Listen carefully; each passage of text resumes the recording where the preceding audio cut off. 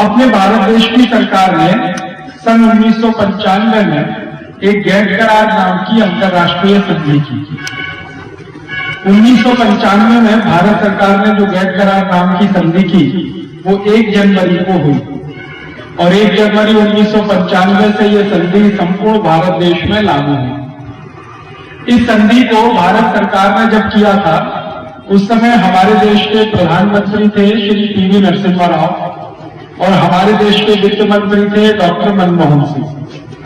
इस समय संधि को लगे हुए, स्थापित हुए, चालू हुए करीब 13 वर्ष हो गया और 13 वर्ष के बाद ये संधि आज जहां तक पहुंची है तो भारत में प्रधानमंत्री हैं डॉक्टर मनमोहन सिंह और पी.वी. नरसिम्हा राव स्वर्गवासी हो चुके हैं।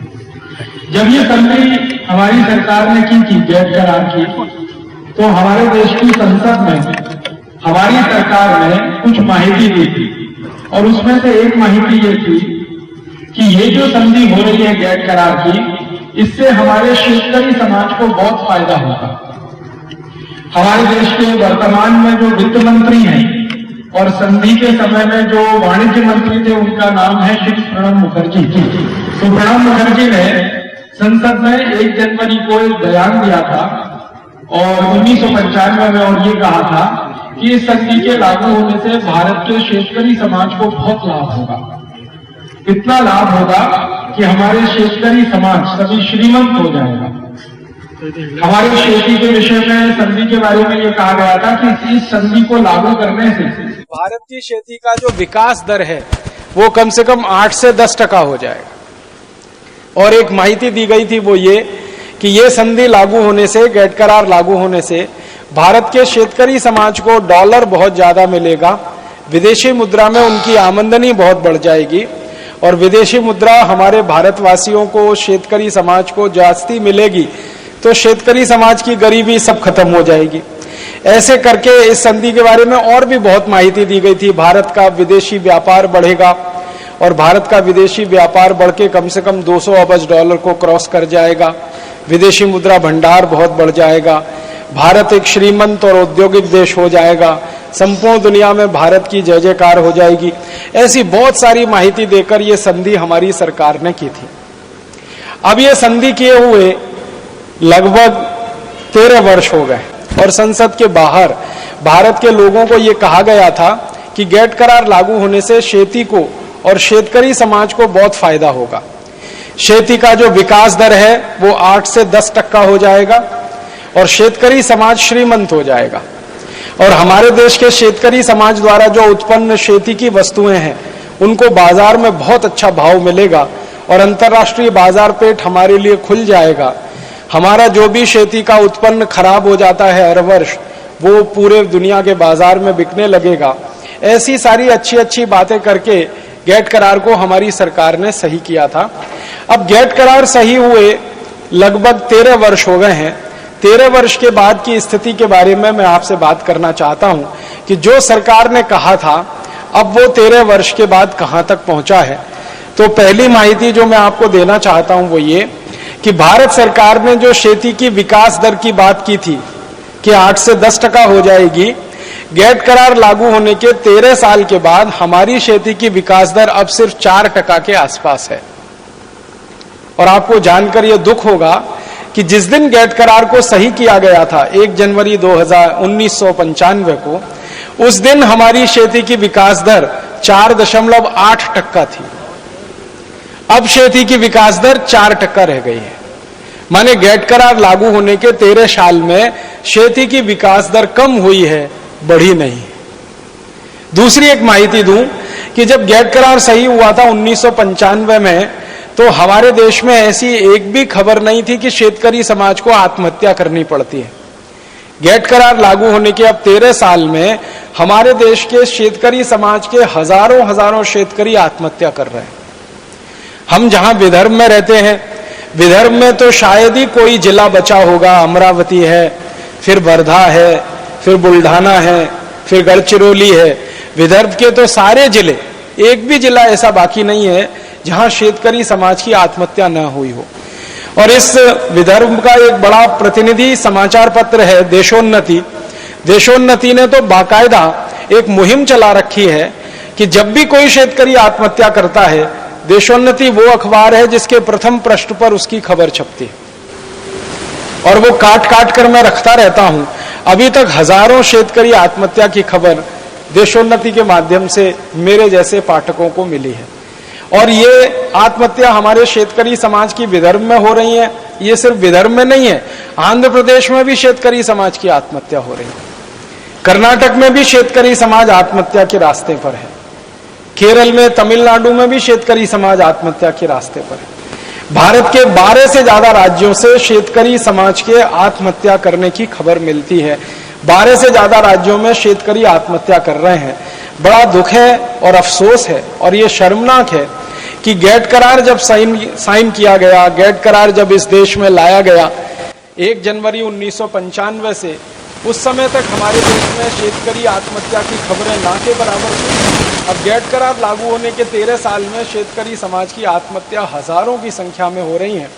और आपको शायद याद होगा, एक बार तो शेतकरी समाज की आत्महत्या के प्रश्न पर परेशान होकर हमारे देश के प्रधानमंत्री को विदर्भ की यात्रा करनी पड़ी थी और सेवाग्राम में आकर 2 दिन रुकना पड़ा था शेतकरी समाज के प्रश्नों को समझने के लिए। संसद में इतनी बार हंगामा हो चुका है शेतकरी आत्महत्या के सवाल पर। तो गैट करार लागू होने से शेतकरी समाज की आत्महत्या बढ़ी। गैट करार लागू होने से हमारे शेतकरी समाज का जो विकास दर है, खेती का विकास दर है, वो कम हुआ। 4.8% से अब 4% पे आ गया है। और अगले 1 साल का हमारे लोगों का अनुमान है, अर्थशास्त्रियों का, खेती की विकास दर अब 3% के आसपास 2009 के समाप्त होने तक हो जाएगी। उसके बाद हमारे देश की सरकार ने एक सर्वे कराया है जिसकी मैं माहिती आपके बीच में रखना चाहता हूं। गैट करार लागू होने के बाद भारत के शेतकरी समाज और साधारण लोगों पर उसका क्या फर्क पड़ा है, क्या अंतर आया है, उसके लिए एक सर्वे हुआ। हमारे देश में एक बहुत बड़े अर्थतज्ञ हैं, बहुत बड़े अर्थशास्त्री हैं, उनका नाम है प्रोफेसर अर्जुन सेन गुप्ता। वो हमारे वर्तमान प्रधानमंत्री डॉक्टर मनमोहन सिंह के बहुत खास मित्र हैं और भारत देश में बहुत समय तक ऊंचे पदों पर रहे हैं। जब श्रीमती इंदिरा गांधी इस देश में प्रधानमंत्री हुआ करती थी तो प्रोफेसर अर्जुन सेन गुप्ता हमारे देश के योजना आयोग के उपाध्यक्ष हुआ करते थे।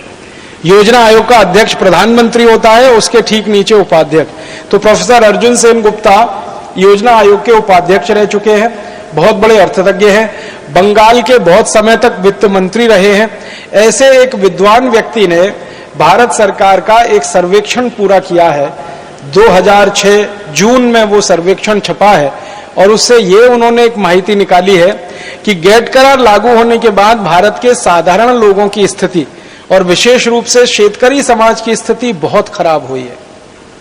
उन्होंने कुछ आंकड़े दिए हैं। उन्होंने बताया है कि गैट करार लागू होने के लगभग 12 साल में भारत के साधारण लोगों की गरीबी बहुत बढ़ी है, साधारण शेतकरी की गरीबी बहुत बढ़ी है। और उन्होंने गरीबी के आंकड़े दिए हैं। मेरे जैसे आदमी को हैरानी होती है, सारे देश को हैरानी है। 84 कोटि लोग इस समय गरीबी की रेखा के इतने नीचे हैं कि जिनके पास एक दिन में खर्च करने के लिए 20 रुपया नहीं है। गैट करार लागू होने के बाद की ये स्थिति है। 84 कोटि भारतवासी एक दिन में 20 रुपए खर्च नहीं कर सकते। आप जरा सोचिए, 115 कोटि का हमारा देश है। 115 कोटि में 84 कोटि लोगों के पास एक दिन में खर्च करने के लिए 20 रुपया नहीं है। इसका सीधा मतलब है 84 कोटि लोगों की एक दिन की आमदनी 20 रुपए से कम है। और प्रोफेसर अर्जुन सेन गुप्ता की रिपोर्ट को ही आगे मैं बता रहा हूं कि 50 कोटि लोगों की तो एक दिन की आमदनी 10 रुपए से कम, 50 कोटि लोग। और 25 कोटि लोगों की एक दिन की आमदनी 5 रुपए से कम है। और ये पिछले 12-13 साल में बहुत तेजी से हुआ है। गरीबी बहुत तेजी से बढ़ी है। फिर हमारे देश के प्रोफेसर अर्जुन सेन गुप्ता की ही कमेटी की रिपोर्ट है, वो ये कहते हैं कि गैट करार लागू होने के बाद छोटे छोटे जो उद्योग धंधे हैं, छोटे छोटे जो रोजगार करने के काम होते थे, वो बहुत तेजी से कम हुए हैं। छोटे उद्योग धंधे, रोजगार देने वाले सारे तंत्र धीरे धीरे खत्म हुए। और एक दो माहिती देता हूं। गैट करार लागू होने के 12 साल में हमारे देश का शेती का जो निर्यात है वो बहुत तेजी से गिरा है। हम जो शेती का निर्यात करते थे 1995 में, उस निर्यात से हमारी जो कुल आमदनी होती थी, आज वो आमदनी हमारी 20 से 25% कम हो चुकी है, शेती से होने वाली आमदनी। और ये आमदनी कैसे कम हुई है? 1995 में जब ये गैट करार लागू हुआ था तब $1 36 रुपए का था। अब गैट करार लागू हुए लगभग 12-13 साल हो गया, अब $1 लगभग 50 रुपए के बराबर है। तो हमारा मतलब क्या हुआ कि पहले हम शेती का कोई भी वस्तु 36 रुपए का बेचे तो हमें $1 की इनकम होती थी। अब 2009 में शेती की 50 रुपए की वस्तु बेचते हैं तब $1 की इनकम होती है। माने वस्तु हमारी जाती जाती है, डॉलर हमारे पास उतना ही आता है जो 1995 में आता था।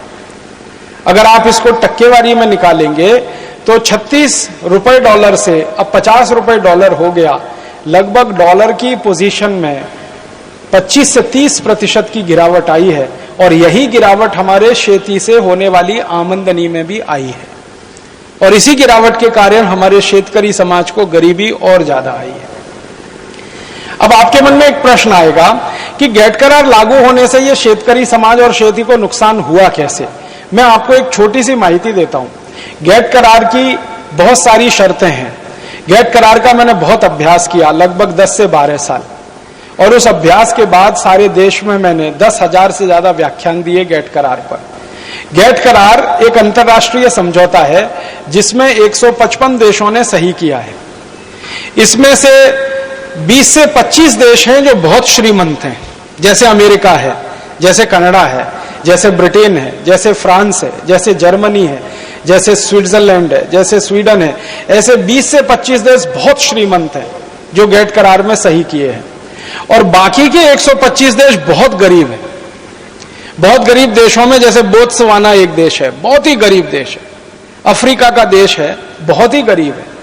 वहां तो पूरे देश की सकल आमदनी की जब बात की जाती है तो एक आदमी की आमदनी रुपए में जब गिनी जाती है तो 1.5 से 2 रुपए से कम पड़ती है उनके यहाँ। तो बोत्सवाना है, अफ्रीका के छोटे छोटे देश है, नाइजीरिया है, सोमालिया है, इथियोपिया है, फिर उसके बाद लैटिन अमेरिका के देश हैं, ब्राजील है, मैक्सिको है, चिली है, कोस्टारिका है, कोलंबिया है, फिर और साउथ ईस्ट एशिया के देश हैं। तो 125 देश तो बहुत गरीब है, और 25 देश हैं जो बहुत श्रीमंत हैं। उनकी श्रीमंताई का अंदाजा आप लगा सकते हैं। अमेरिका जैसा श्रीमंत देश अपने शेतकरी समाज को दर वर्षी $400 अरब की सब्सिडी देता है। $400 अरब, 400 बिलियन डॉलर, $400 अरब अमेरिका की सरकार अपने शेतकरी समाज को सब्सिडी देती है। इस सब्सिडी का मतलब मैं आपको समझाना चाहता हूं वो क्या है। अगर अमेरिका का कोई शेतकरी खेती करे और खेती में वो ये कहे कि मेरे पास $1 का उत्पन्न है, अमेरिका का कोई शेतकरी $1 का उत्पन्न अगर अपने क्षेत्र में करता है तो अमेरिका की सरकार उस $1 के उत्पन्न को अमेरिका से शेतकरी से 400 देकर खरीद लेती है। $400 देके खरीद लेती है। $1 का उत्पन्न वो $400 देके खरीद लेते हैं। माने शेतकरी को उत्पन्न से 400 पट जास्ती मुनाफा वो दे देते हैं। अब वो उत्पन्न को फिर वो अंतर्राष्ट्रीय बाजार में बिक्री करते हैं, और उस बिक्री के कारण वो सस्ता हो जाता है क्योंकि सरकार के पैसे बहुत लग गए हैं उसमें। तो अमेरिका के शेतकरी का जो शेत उत्पन्न है वो अंतर्राष्ट्रीय बाजार में बहुत सस्ता आके बिकने लगता है। भारत में इसका उल्टा होता है। भारत की सरकार शेतकरी को सब्सिडी तो देती नहीं है, माननीय शरद जोशी के हिसाब से अगर कहूं तो निगेटिव सब्सिडी देती है। शेतकरी संगठन वाले यहां बैठे हैं, उनके हिसाब से कहूं, उनका बड़ा अच्छा कैलकुलेशन है कि सब्सिडी तो देती नहीं, निगेटिव सब्सिडी है हमारे यहां। माने शेतकरी से उल्टा खींच लेती है हमारी सरकार, शेतकरी को तो देती नहीं है। तो यहां के शेतकरी को तो कोई खास सब्सिडी है नहीं, और अमेरिका के शेतकरी को $400 अरब साल की सब्सिडी है। आप सोचेंगे कि इतने असंतुलित जमाने में कैसे शेतकरी खड़ा रहे। हमारा शेतकरी खेती करता है, कर्ज लेता है, बैंक से कर्ज लेता है, बैंक के बाद उनकी सहकारी पत संस्थाओं से कर्ज लेता है। सहकारी पत संस्थाओं का कर्ज 14-15% के ब्याज पे पड़ता है, बैंक का कर्ज भी 7 से 8% के ब्याज पे पड़ता है। और अमेरिका का शेतकरी जब कर्ज लेता है बैंक से तो उसको ब्याज ही नहीं देना पड़ता। और उनके यहां तो निगेटिव ब्याज होता है, माने सरकार अपनी तरफ से शेतकरी को मदद करती है। तो अमेरिका का शेतकरी बिना ब्याज के कर्ज लेके खेती करता है, भारत के शेतकरी को ब्याज भर के खेती करनी पड़ती है, ब्याज देनी पड़ती है अपने कर्जे पर। और भारत का शेतकरी सबसे जास्ती ब्याज देता है कर्जे पर, जो कोई नहीं देता इस देश में। अभी 3-4 साल पहले तक तो भारत के शेतकरी को 14% का ब्याज था हमारे देश में, और सहकारी पत संस्थाओं में तो 18 से 20% का ब्याज था। और अगर प्राइवेट मनी लेंडर से वो कर्ज लेता है तो ब्याज का दर 100% भी हो सकता है, 150 से 200% भी हो सकता है। तो भारत का शेतकरी बहुत ज्यादा ब्याज लेके, बहुत ज्यादा ब्याज देके कर्ज लेता है। अमेरिका के शेतकरी को ब्याज ही नहीं भरना पड़ता।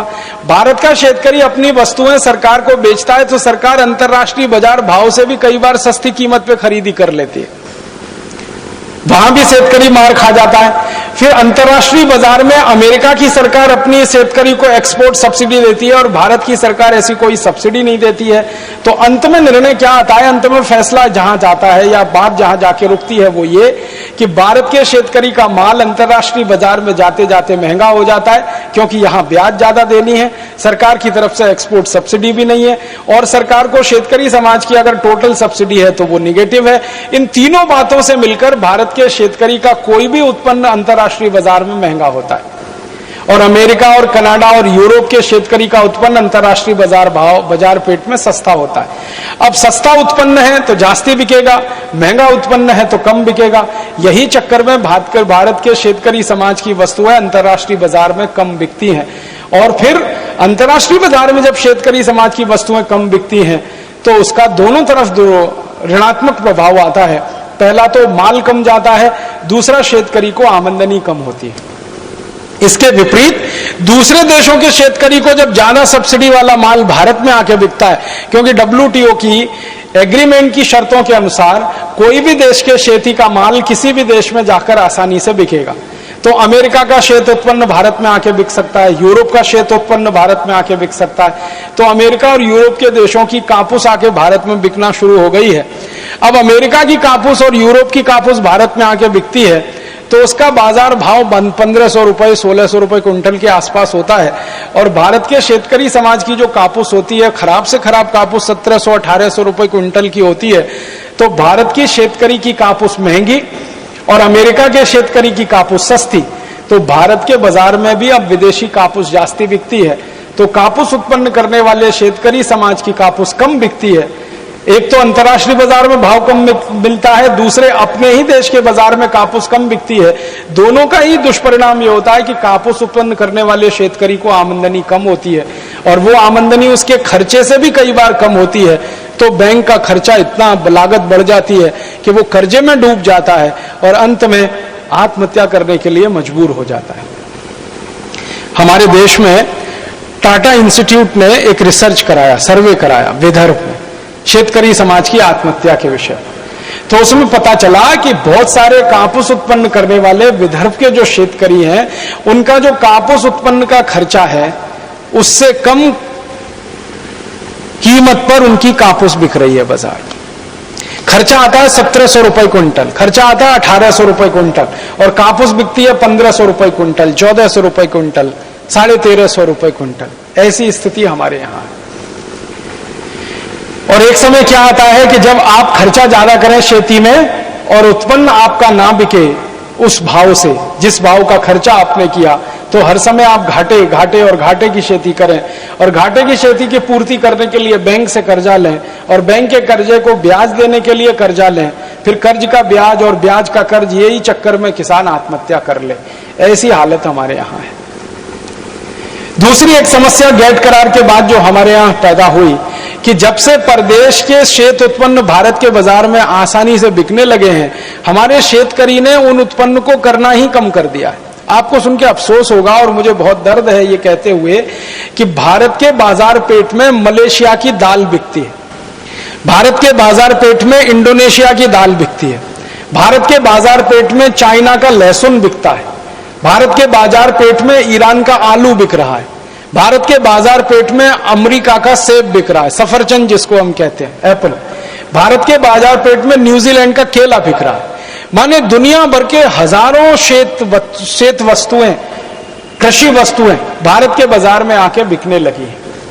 अब जिन वस्तुओं को अपना शेतकरी उत्पन्न करता था, वही वस्तुएं जब विदेशों के बाजार से आकर अपने बाजार में बिकने लगेंगी, तो भारत के शेतकरी के लिए बाजार कम होता गया, और बाजार कम होता गया तो फिर शेतकरी को आमदनी में कमी आ गई, और फिर वो आमदनी की कमी शेतकरी की गरीबी को बढ़ा गई। आज से 10-12 साल पहले हम ये कल्पना नहीं कर सकते थे कि भारत के बाजार में चाइना का लहसुन मिलेगा, ईरान का आलू मिलेगा, अमेरिका का सफरचंद मिलेगा, न्यूजीलैंड का केला मिलेगा, या मलेशिया, इंडोनेशिया जैसे देशों की दालें मिलेंगी। एक छोटा सा देश है हमारे पड़ोस में बर्मा, उसकी सबसे ज्यादा दाल आके यहां बिकती है। अरहर की दाल, मूंग की दाल, उड़द की दाल, चने की दाल बर्मा जैसे देश की अंधाधुंध बिकती है। और समस्या क्या आती है, भारत के शेतकरी की दाल का भाव 3500 रुपए क्विंटल, तो बर्मा की दाल का भाव 2700 रुपए क्विंटल, 2800 रुपए क्विंटल। अब 3500 रुपए क्विंटल भारत के शेतकरी की दाल, 2700 रुपए क्विंटल बर्मा की दाल, तो हमारे देश के जो व्यापारी हैं उनको मुनाफा जास्ती चाहिए, तो वो क्या करते हैं, बर्मा की दाल खरीदते हैं, अंधाधुंध बेचते हैं। मैं कल जलगांव में था, यहां आने के लिए मैं कल जलगांव से ट्रेन पकड़ा था, सवेरे जलगांव से ट्रेन पकड़ा था, कल रात जलगांव में रुका था। आप जानते हैं जलगांव बहुत बड़ा बाजार है दाल का। मेरे एक बहुत नजदीकी दोस्त हैं जो दाल की प्रोसेसिंग करते हैं, मूंग की दाल की प्रोसेसिंग करते हैं। मैंने कल उनसे पूछा क्या हाल है बाजार का, तो उन्होंने कहा राजीव भाई 2-2.5 साल हो गए हैं हिंदुस्तान की मूंग की दाल बाजार में नहीं है, 2-2.5 साल हो गए। मैं बोला फिर किसकी है, तो उन्होंने कहा सारी मूंग की दाल बर्मा से आकर बिक रही है। तो मैं बोला 2.5-3 साल पहले क्या होता था, तो वो बोल रहे थे कि 2.5-3 साल पहले उत्तर प्रदेश की दाल आती थी यहां पर बिकने के लिए, बिहार की दाल आती थी यहां पर बिकने के लिए, बंगाल की दालें आती थी बिकने के लिए, उत्तराखंड की दालें आती थी बिकने के लिए। 2.5-3 साल से दालें ही नहीं नजर आ रही हैं, हिंदुस्तान की सारी बर्मा की दाल आती है बिकने के लिए। तो मैंने उनसे पूछा कि अगर बर्मा की दाल आ रही है बिकने के लिए जलगांव में, तो फिर जलगांव में बाकी भारतवासियों की दाल नहीं बिक रही, तो उनकी दाल का क्या हुआ, वो कहीं दूसरी जगह बेच रहे हैं? तो उन्होंने कहा बेच नहीं रहे हैं, दाल पैदा करना ही बंद कर दिया है उन्होंने। हमारे देश के हजारों नहीं लाखों शेतकरी जो 2.5-3 साल पहले तक दाल पैदा करते थे, उन्होंने 2.5-3 साल से दाल पैदा करना ही कम कर दिया है। और सरकार अब चिंता कर रही है कि दाल का क्षेत्रफल इस देश में घट रहा है, दलहन का क्षेत्रफल इस देश में घट रहा है।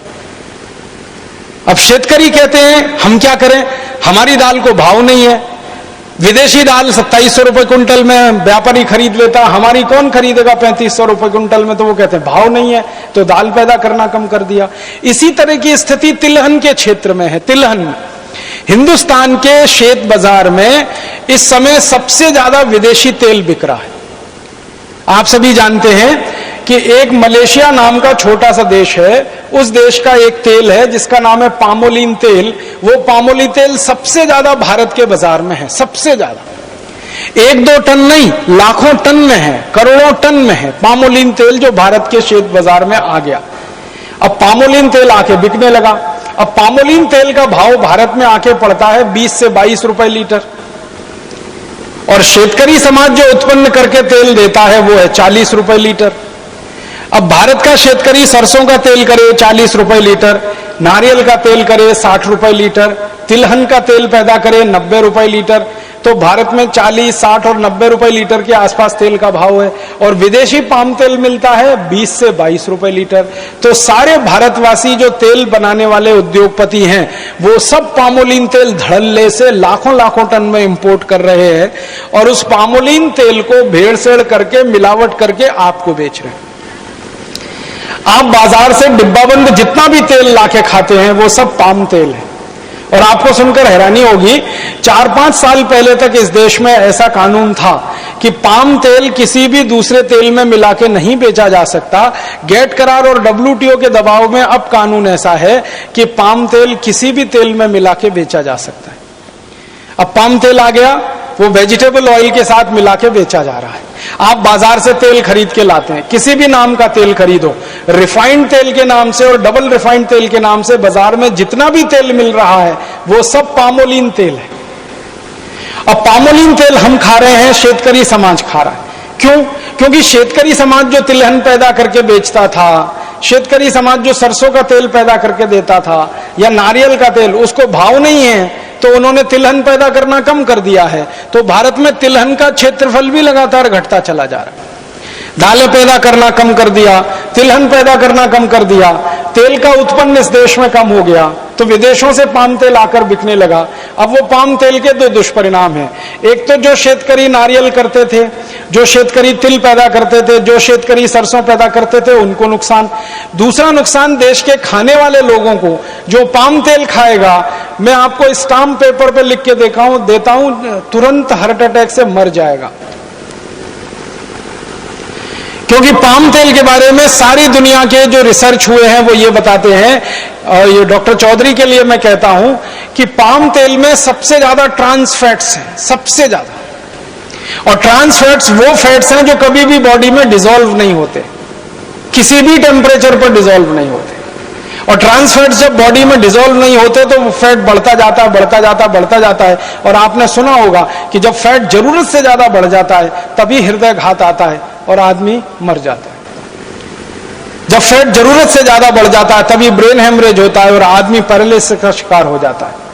जब ट्रांस फैट्स बहुत बढ़ जाते हैं शरीर में, तभी शरीर में ऐसे भयंकर दुष्परिणाम होते हैं। डायबिटीज बढ़ती है, हाइपरटेंशन बढ़ता है जिसको बीपी आप कहते हैं, हार्ट अटैक आता है, ब्रेन हेमरेज हो जाता है। ऐसे खतरनाक रोग जिनमें शरीर का हमेशा के लिए भयंकर दुष्परिणाम हो जाए या हमारे शरीर का भयंकर नुकसान हो जाए, ऐसे रोग भी सारे के सारे पाम तेल के दुष्परिणाम ही हैं।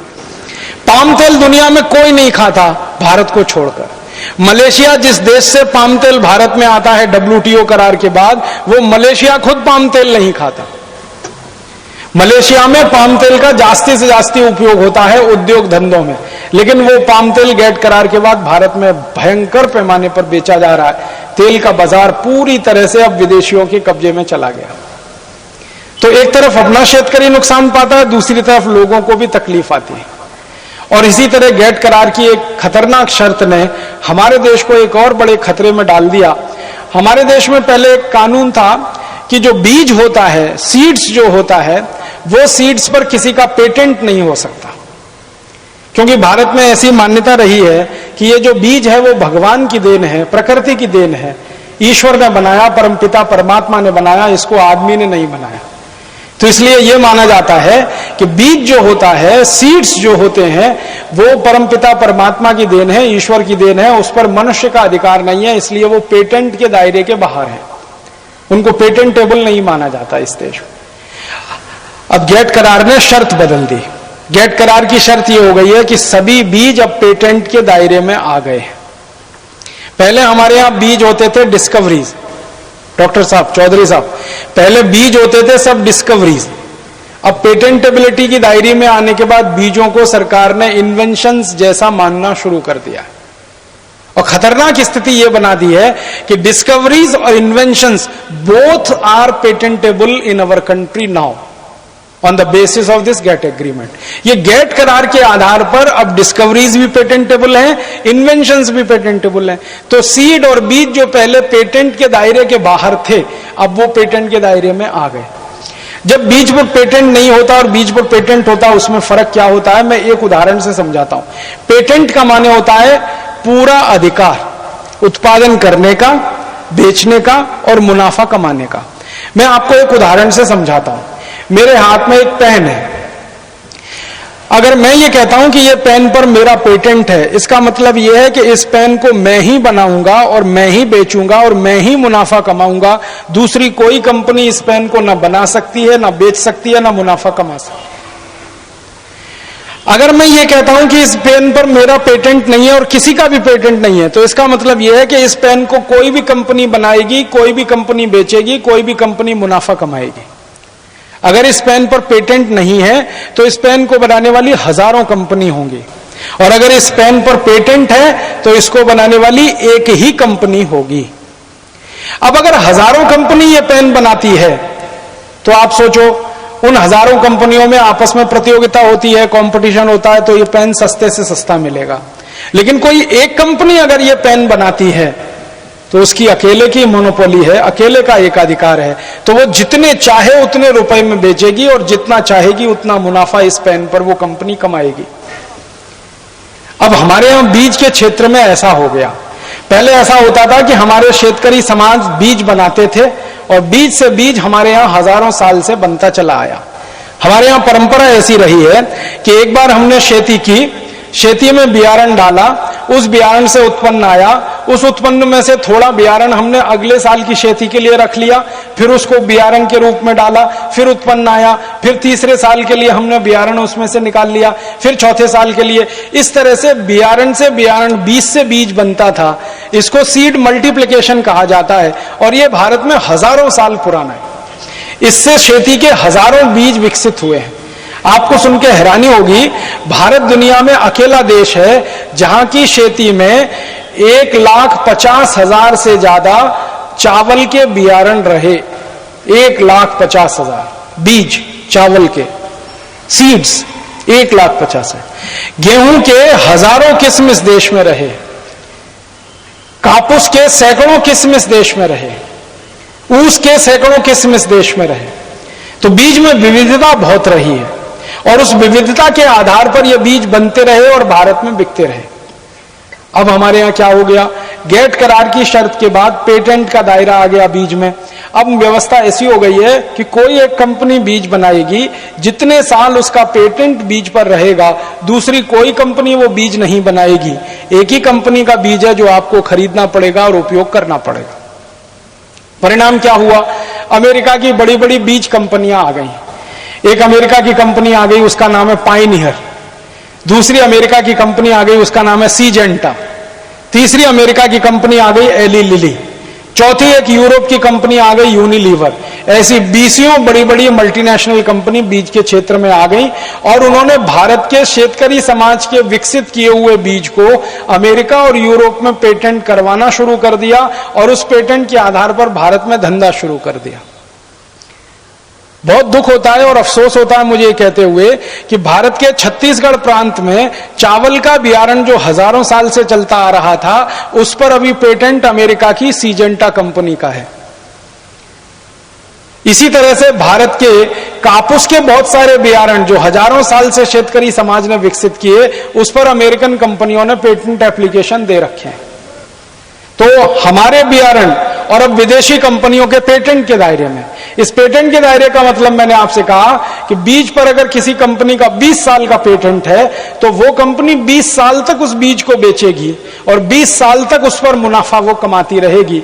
भारत का कोई भी शेतकरी अगर उस बीज को बनाकर बेचने की कोशिश करेगा तो वो अमेरिकन कंपनी उस शेतकरी के खिलाफ मुकदमा करेगी और शेतकरी को जेल में डाल दिया जाएगा, उसको हथकड़ियां लगाई जाएंगी और उसको नॉन बेलेबल ऑफेंस डिक्लेयर किया जाएगा।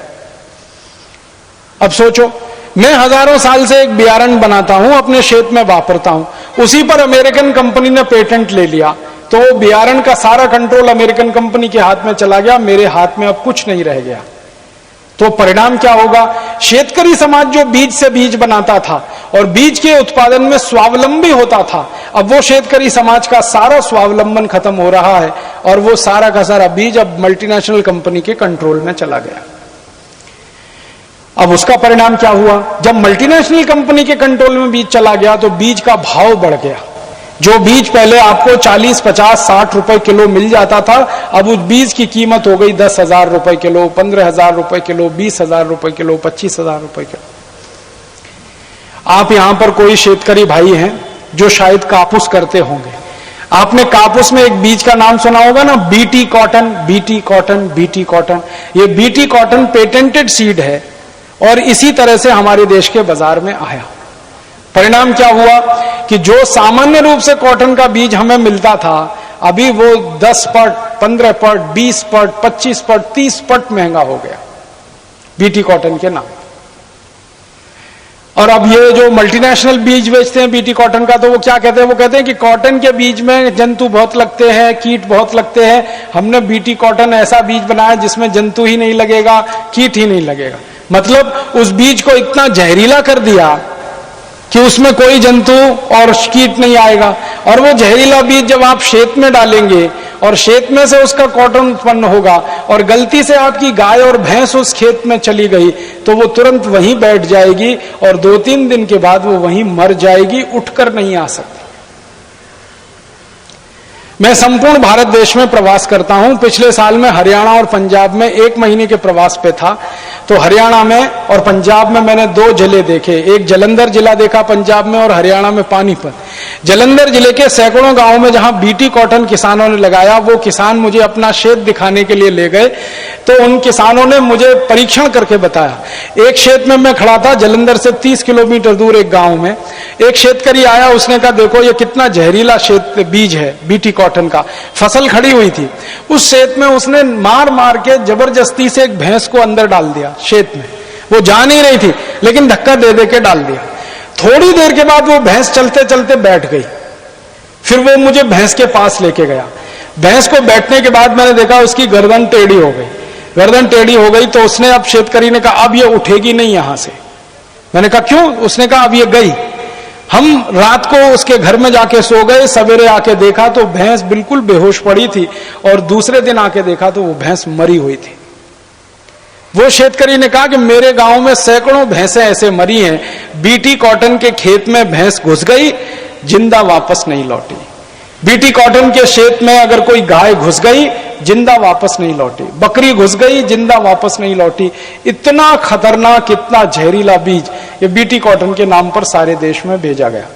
शेतकरी को ये उल्लू बनाया, मूर्ख बनाया कि इससे उत्पन्न जास्ती मिलेगा, लेकिन शेतकरी को यह नहीं बताया कि जो उत्पन्न जास्ती मिलेगा वो जास्ती खर्चे के बाद मिलेगा। पहले कॉटन उत्पन्न करने का जो खर्चा आता था, उससे खर्चा अब 2 और 3 पट हो गया। तो खर्चा आपका 2 और 3 पट करा दिया, फिर उसके बाद उत्पन्न थोड़ा जास्ती मिला तो आप उस तरह से घाटे में ही रहे, कोई फायदा नहीं हुआ उसमें। और जो शेतकरी ने बीटी कॉटन लगाया आंध्र प्रदेश में, पंजाब में, हरियाणा में, पश्चिमी उत्तर प्रदेश में, गुजरात में, वो सब शेतकरी अभी रो रहे हैं और परेशान हो रहे हैं। एक तो उनके जानवर बीमार हो रहे हैं, दूसरा उनके खेत की मिट्टी पहले से ज्यादा तकलीफ हो गई है। मराठी का एक शब्द इस्तेमाल करूं तो मिट्टी नापीक होना शुरू हो गई है।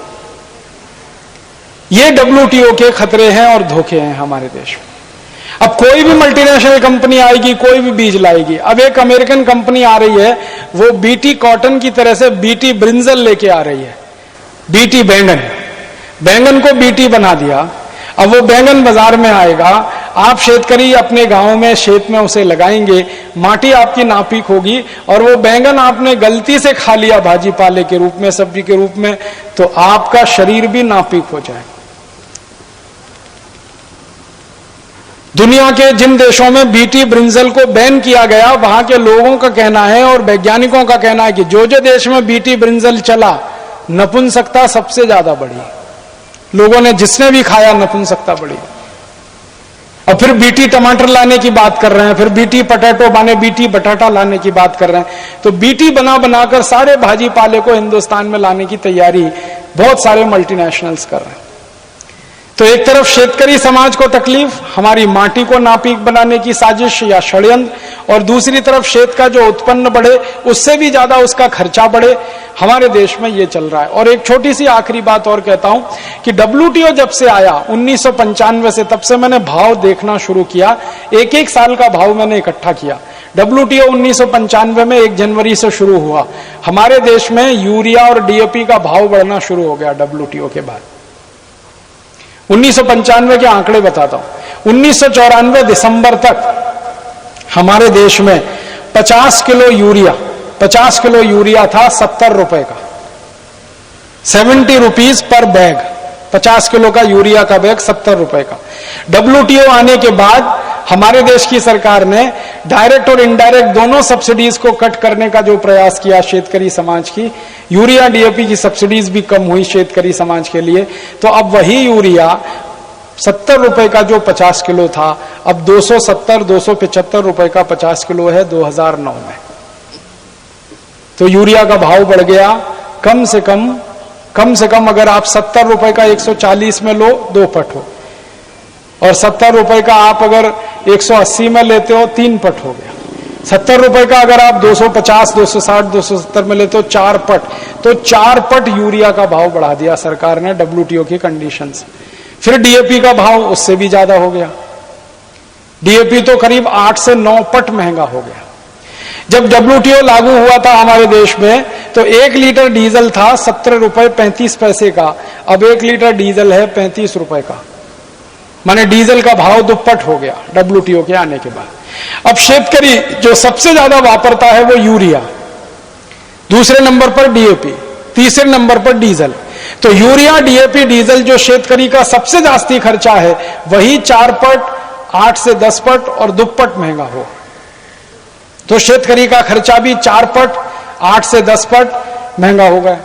खर्चा जास्ती हो गया, महंगा जास्ती हो गई खेती, यूरिया डीएपी महंगा हो गया, डीजल महंगा हो गया, तो खेती का उत्पन्न खर्चा ज्यादा हो गया, लागत खर्च ज्यादा हो गया, कॉस्ट ऑफ प्रोडक्शन ज्यादा हो गया और अंतरराष्ट्रीय बाजार से सस्ती खेती वस्तुएं आने लगी। मैंने आपसे कहा WTO की कंडीशन पहले ऐसी थी, मैंने पहले WTO नहीं था तो बाहर से आने वाले शेत उत्पन्न पर हम टैक्स लगा के उसको महंगा बनाते थे। अब WTO की शर्तों के बाद बाहर से आने वाले खेती के उत्पन्न पर जास्ती टैक्स नहीं लगा सकते, वो जास्ती महंगा नहीं हो सकता, वो सस्ता आके बाजार में बिकता है। तो भारत के शेतकरी का शेत उत्पन्न महंगा और बाहर से आने वाले शेतकरी, अमेरिका, यूरोप के शेतकरी का शेत उत्पन्न सस्ता, तो सस्ता शेत उत्पन्न भारत के बाजार में आके ज्यादा बिकेगा, तो शेतकरी अपने का उत्पन्न कम बिकेगा। तो वही उत्पन्न कम बिकने से खेती का जो लागत, खेती का जो विकास दर है, जो WTO आने के पहले 4.8% था, अब वो विकास दर 4% से भी कम है। 2009 तक आते आते वो 3% रह जाएगा, माने शेतकरी समाज और ज्यादा गरीब गरीब गरीब और गरीब होता चला जाएगा। तो हमारी सरकार तो WTO की नीतियों में ऐसी फंसी है जो शेतकरी समाज को ज्यादा गरीब बना रही है और शेतकरी समाज की तकलीफें ज्यादा बढ़ा रही है। तो आप बोलेंगे अब क्या करना चाहिए, तो मैं मेरे व्याख्यान के अंत में यही आपसे कहना चाहता हूं कि सारे शेतकरी समाज को मिलकर अभी 2 काम करने चाहिए। पहला काम तो यह करना चाहिए कि जो सरकारों ने WTO एग्रीमेंट किया, जिन सरकारों ने WTO की शर्तों को हमारे शेतकरी समाज पर लाद दिया, ऐसी सरकारों को सबक सिखाना चाहिए, ऐसे नेताओं को, ऐसे पुढ़ारियों को सबक सिखाना चाहिए जिन्होंने WTO इस देश के ऊपर थोप दिया और इस देश के शेतकरी को मरने के लिए स्थिति में डाल दिया, आत्महत्या करने की स्थिति में डाल दिया। ये सोचिए आप, कितनी विडंबना है कि लोगों का पेट भरने वाला शेतकरी खुद भूखा रह जाए और आत्महत्या करने के लिए मजबूर हो जाए। सारे देश का पेट भरने वाला शेतकरी खुद भूखा रहे और आत्महत्या करने के लिए मजबूर हो, बेवश हो। ये कितनी बड़ी विडंबना है जो इस देश की आजादी के 60 साल में हमको देखनी पड़ रही है। ये उस देश में देखनी पड़ रही है जिस देश में खेती की प्रधानता हमेशा से रही है। ये उस देश में देखनी पड़ रही है जहां के प्रधानमंत्रियों ने जय जवान जय किसान का नारा दिया है। उस देश के किसानों को आत्महत्या करनी पड़ रही है। तो अभी तो 2 ही काम हैं जो कर सकते हैं आप, और उसको रास्ते को ठीक कर सकते हैं, बदल सकते हैं इन परिस्थितियों को। पहला तो हमारी सरकारों के ऊपर दबाव बनाना कि ये जो WTO एग्रीमेंट है, ये जो गेट करार है, या तो इसकी शर्तों को बदलो, नहीं तो गेट करार को रद्द करो, हमें ये नहीं चाहिए। अगर इसकी शर्तें नहीं बदलती हैं तो जिन शर्तों पर गेट करार लागू है ये तो हमें नहीं चाहिए। ये समाज के बीच में से आवाज आने की जरूरत है और मुझे तो ऐसा लगता है कि इस आधार पर हमारे देश में बड़े आंदोलन करने की जरूरत है। और बड़े आंदोलन वो कौन करेगा? वो आप सब मिलकर शेतकरी समाज के लोग ही करेंगे। हम सब उसमें सहयोग करेंगे, हम सब उसमें सहभागी बनेंगे। तो शेतकरी समाज के बीच में से ये आवाज आनी चाहिए कि WTO करार की खेती विषय की जो शर्तें हैं, इन शर्तों को या तो पूरी तरह से बदल दो, नहीं तो गेट करार को रद्द कर दो, हमें ये नहीं चाहिए। तब आप बोलेंगे अगर हम गेट करार रद्द कर देंगे तो सारी दुनिया में अकेले पड़ जाएंगे, अलग थलग हो जाएंगे। ऐसा कुछ नहीं है। मैं आपको माहिती के लिए बताता हूं, गेट करार एक मल्टीलैटरल एग्रीमेंट है, बहुपक्षीय समझौता है, जिसमें बहुत सारे देशों के साथ मिलकर एक साथ व्यापार किया जाता है। दूसरा व्यापार का और एक रास्ता है दुनिया में। एक तो व्यापार होता है वो मल्टीलैटरल है, बहुपक्षीय है। एक तो व्यापार होता है वो बाइलैटरल है, द्विपक्षीय है। तो हम मल्टीलैटरल व्यापार नहीं करेंगे, बाइलैटरल करेंगे। इसमें तकलीफ क्या है? और हमारा बाइलैटरल व्यापार मल्टीलैटरल से ज्यादा अच्छा होगा। द्विपक्षीय समझौते करेंगे, एक एक देश के साथ समझौते करके व्यापार करेंगे। कैसे होगा? मान लीजिए हमारे देश में बहुत जास्ती मात्रा में चाय उत्पन्न होती है, कॉफी उत्पन्न होती है, और यूरोप के देशों में चाय और कॉफी की बहुत ज्यादा जरूरत है, लेकिन उनके यहां उत्पन्न नहीं होती है। तो हमारी चाय कॉफी का व्यापार हम यूरोप के देशों के साथ द्विपक्षीय स्तर पर करेंगे और उसमें हमारा रेट फिक्स करेंगे, ना कि उनके रेट पर बेचेंगे, क्योंकि हमें गरज नहीं है, उन्हें गरज है हमारी चाय और कॉफी की। अगर यूरोप के देशों को भारत की चाय कॉफी पीने को नहीं मिलेगी तो वो मर जाएंगे, क्योंकि ठंडी इतनी ज्यादा है उस देश में कि उनका ब्लड प्रेशर इतना लो हो जाता है और उसमें मृत्यु की संभावना सबसे तीव्र हो जाती है।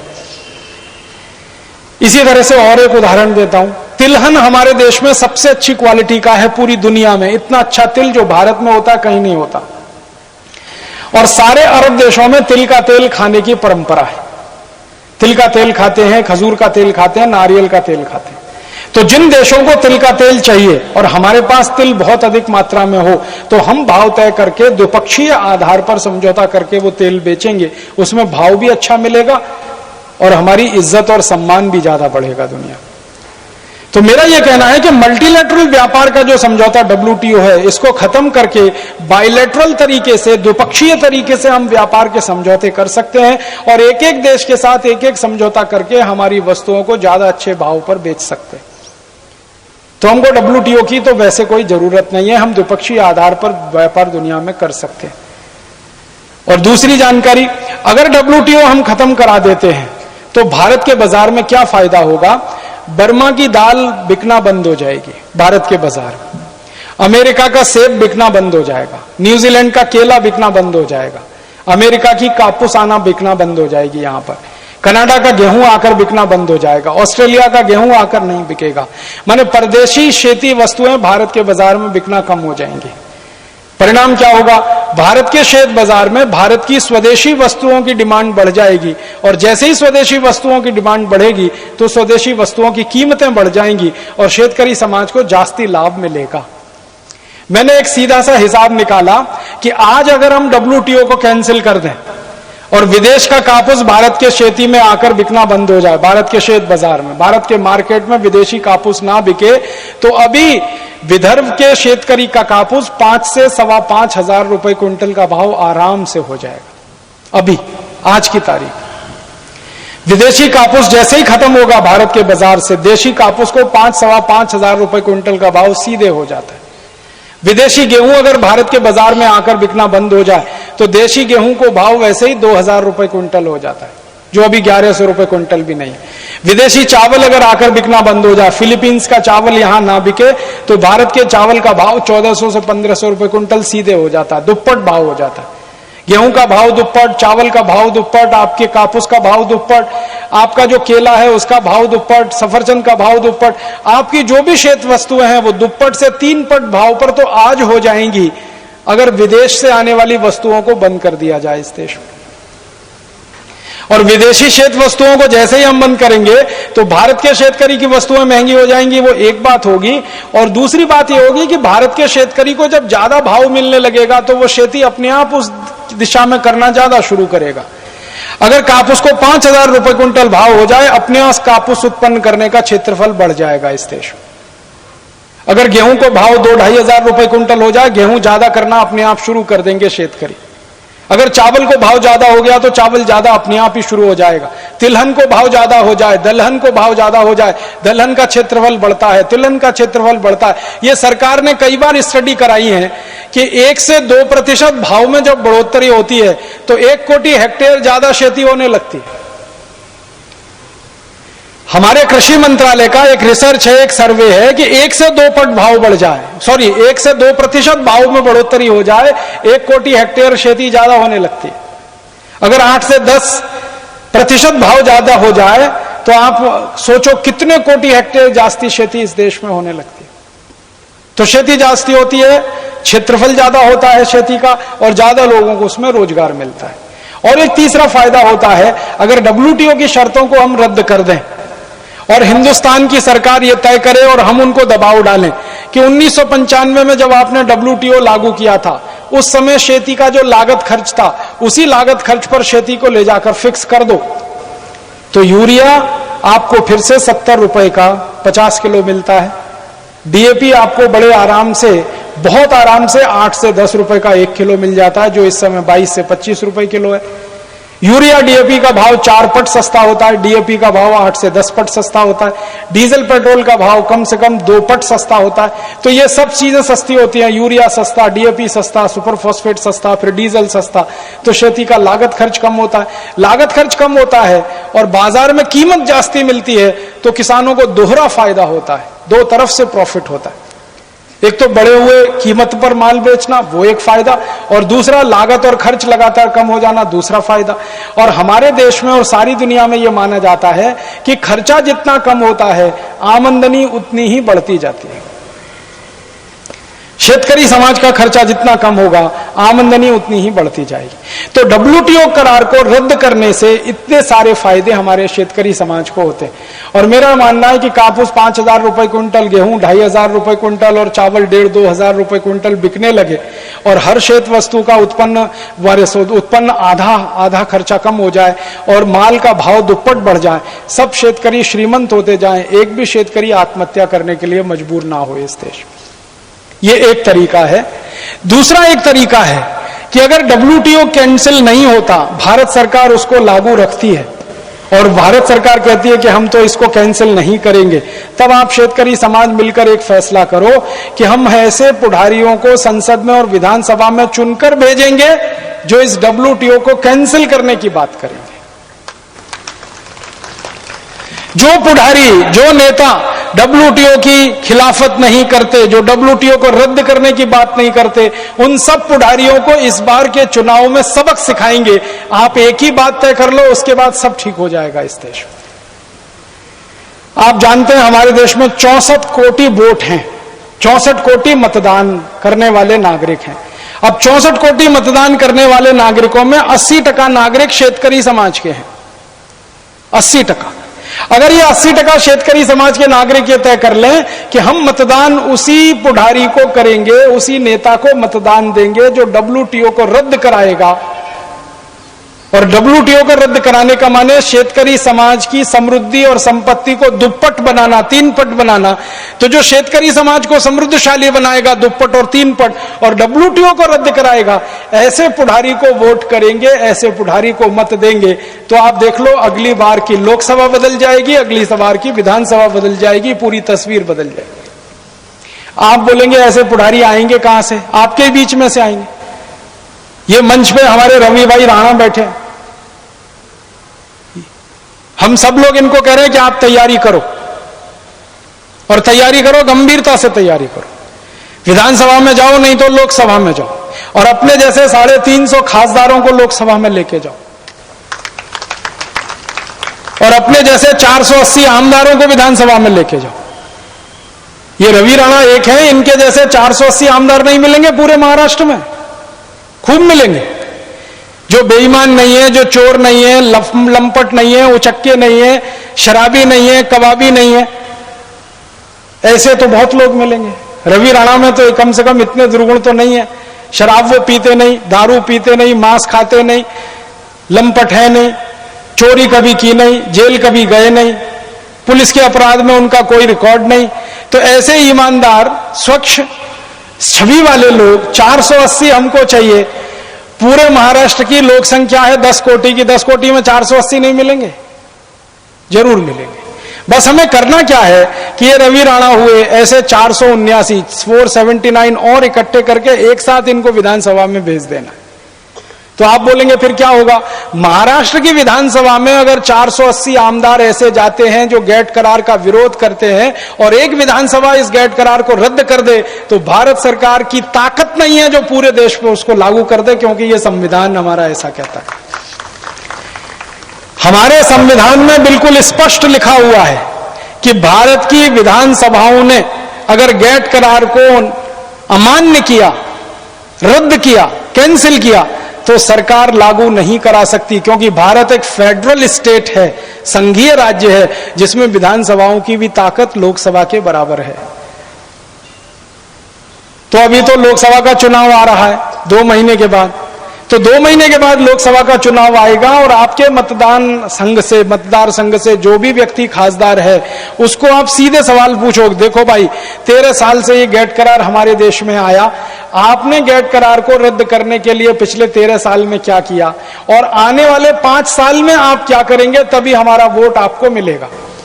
जिस दिन आपने वोट को गैट करार के सवाल से जोड़ दिया, उसी दिन खासदारों को झक मार के कहना पड़ेगा कि हाँ हम गैट करार को रद्द करेंगे। अगर तुम रद्द करोगे तो स्टाम्प पेपर पर लिख के दो, पूरे पब्लिक के सामने घोषणा करो कि मैं लोकसभा में जाने के बाद गैट करार को रद्द कराने के लिए काम करूंगा। और अगर तुमने नहीं कराया तो तुमको वापस बुला के किसी दूसरे को भेजेंगे हम गैट करार को रद्द कराने के लिए। यह नहीं कि 5 साल तुमको चुनकर भेज दिया तो 5 साल हम चुप बैठ जाएंगे।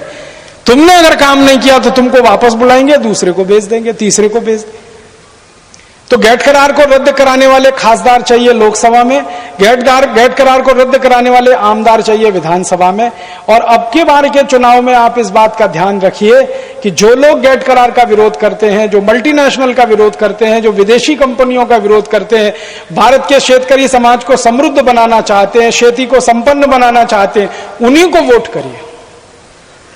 और मेरा आपको हाथ जोड़कर निवेदन है कि वोट करते समय पक्ष को ध्यान में मत रखिए, व्यक्ति को ध्यान में रखिए, क्योंकि पक्ष कई बार बेईमान हो जाते हैं। हम पक्षों को एक बात के लिए चुनकर भेजते हैं कि इस काम को करने के लिए जा रहे हैं, जब वो वहां पहुंच जाते कहते हैं ये नहीं हो सकता, कुछ और बताओ, ये नहीं हो सकता, कुछ और बताओ। फिर वो अपने मूल मुद्दे सब भूल जाते हैं, फालतू फालतू काम करना शुरू कर देते हैं। इसलिए पक्षों को वोट मत करिए, व्यक्तियों को वोट करिए।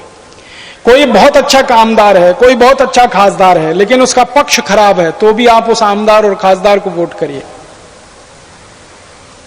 क्योंकि पक्ष को आपने अगर वोट किया तो पक्ष तो नागनाथ और सांपनाथ हैं, दोनों ही डसेंगे, चाहे जिससे डसवा लो अपने आप।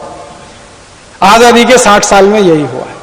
इसलिए व्यक्तियों को चुनिए, और व्यक्तियों को चुनते समय उनकी कुछ विशेषताएं हैं जो ध्यान में रखिए कि वो व्यक्ति कितना ईमानदार है, कितना चरित्रवान है, रात को रोज दारू पी के तो नहीं सोता है, रात को कोई खराब काम तो नहीं करता है, गलत काम तो नहीं करता है, पर स्त्री गमन तो नहीं करता, पर वैश्या गमन तो नहीं करता।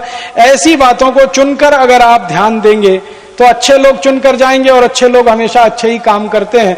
बुरे लोगों को चुनकर भेजेंगे, वो बुरे काम ही करेंगे।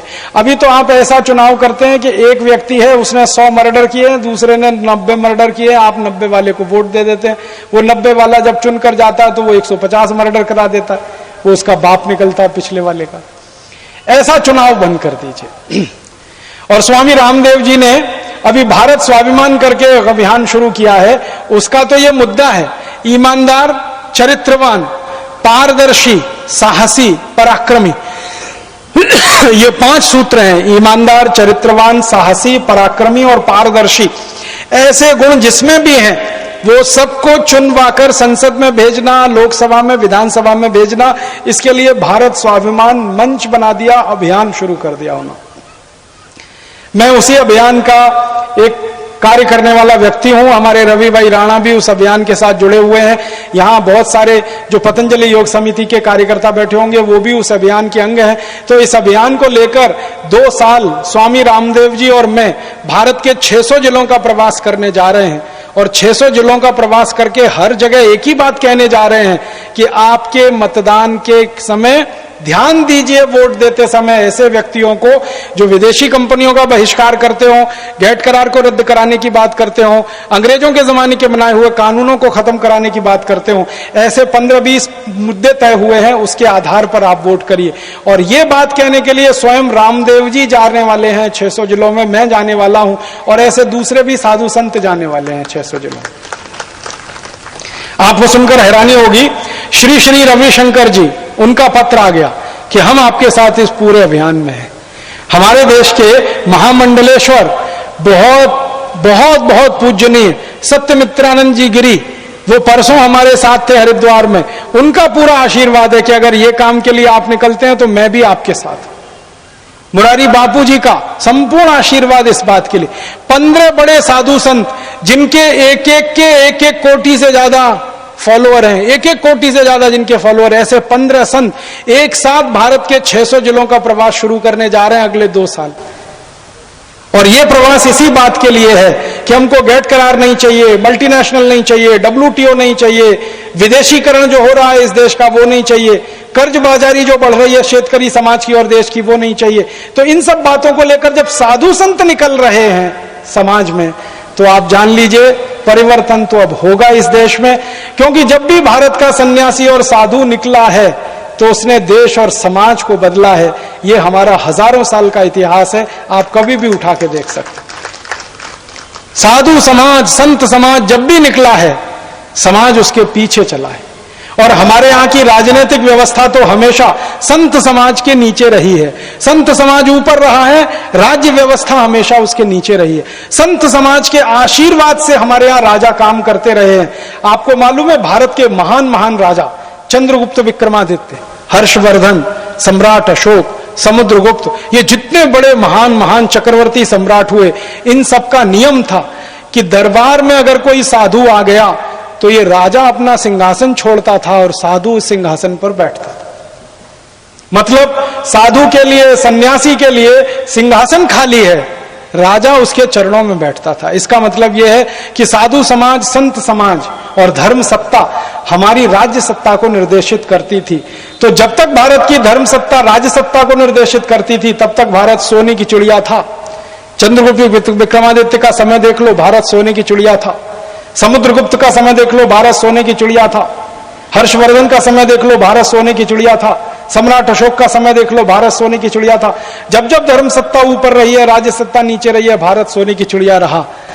लेकिन जब विदेशियों का हमला हुआ और विदेशियों ने आकर यहां पर साम्राज्य स्थापित कर लिया तो धर्म सत्ता पीछे चली गई, राज्य सत्ता ऊपर आ गई। तब से भारत नीचे रसातल में गिरता ही जा रहा है, गिरता ही जा रहा है, गिरता ही जा रहा है, गिरता ही जा रहा है। और इतना गिर गया है कि अब उठने के लिए लोगों को भरोसा खत्म हो गया है कि ये देश फिर से उठ सकता है। गरीबी बढ़ी, व्यभिचार बढ़ा, पापाचार बढ़ा, अत्याचार बढ़ा, भ्रष्टाचार बढ़ा। जब से हमारा समाज पीछे हो गया, राज्य सत्ता आगे हो गई, धर्म सत्ता नीचे आ गई, राज्य सत्ता ऊपर हो गई, सारी गड़बड़ी हो गई। अब फिर से धर्म सत्ता आगे आ रही है। स्वामी रामदेव जी धर्म सत्ता के प्रतीक हैं। स्वामी सत्यमित्रानंद गिरी जी धर्म सत्ता के प्रतीक हैं। महामंडलेश्वर जितने इस देश में धर्म सत्ता के प्रतीक हैं। हमारे देश के जितने भी ऐसे महान महान, मुरारी बापू धर्म सत्ता के प्रतीक है, आसाराम बापू धर्म सत्ता के प्रतीक है। तो ये धर्म सत्ता के प्रतीक ऐसे बड़े साधु पुरुष सन्यासी सब एक साथ इकट्ठे हो रहे हैं। 3 अप्रैल को हरिद्वार में एक बड़ा सम्मेलन होने जा रहा है, उसमें घोषणा होने जा रही है। उस सम्मेलन के बाद ये घोषणा होगी और सारे देश में इन साधु संतों के प्रवास शुरू हो जाएंगे। अगले 2-3 वर्षों में आप देखेंगे नए नए लोग निकल कर आएंगे, नए नए पुढ़ारी निकल कर आएंगे, नए नए खासदार निकलेंगे, नए नए आमदार निकलेंगे, जो इन साधु संतों के आशीर्वाद से संसद और विधानसभाओं में जाएंगे और देश की व्यवस्था परिवर्तन करने का काम शुरू हो जाएगा। तो मैं आपको ये व्यवस्था परिवर्तन के काम के लिए निमंत्रण देने आया, आपको निवेदन करने आया कि आप भी इस अभियान में जुड़ जाइए, शामिल हो जाइए। भारत स्वाभिमान का जो अभियान शुरू हो रहा है, आप भी इसके सक्रिय सदस्य बन जाइए। इसके सदस्य बनने के लिए जो भी माहिती है वो आपको यहाँ पतंजलि योग समिति के लोग दे देंगे, रवि भाई राणा भी आपको माहिती दे देंगे। उसके माहिती पत्रक हैं, वो आप ले जाकर ध्यान से पढ़ लीजिए। माहिती पत्रक भरकर आप उनको जमा कर दीजिए। जमा करके आप भी हमारे साथ सदस्य हो जाएंगे। फिर आप भी इस जिम्मेदारी में आ जाएंगे और आप भी इस काम को आगे बढ़ाने के लिए हमारे साथ कंधे से कंधा मिलाकर इस लड़ाई को लड़ेंगे और इस लड़ाई को जीतेंगे। मैं ये कहते हुए मेरा व्याख्यान समाप्त कर रहा हूं कि इस WTO के खिलाफ की लड़ाई को, मल्टीनेशनल के खिलाफ की लड़ाई को हम लड़ेंगे और जीतेंगे, लड़ेंगे और जीतेंगे, लड़ेंगे और जीतेंगे। आप सभी का आभार, बहुत धन्यवाद।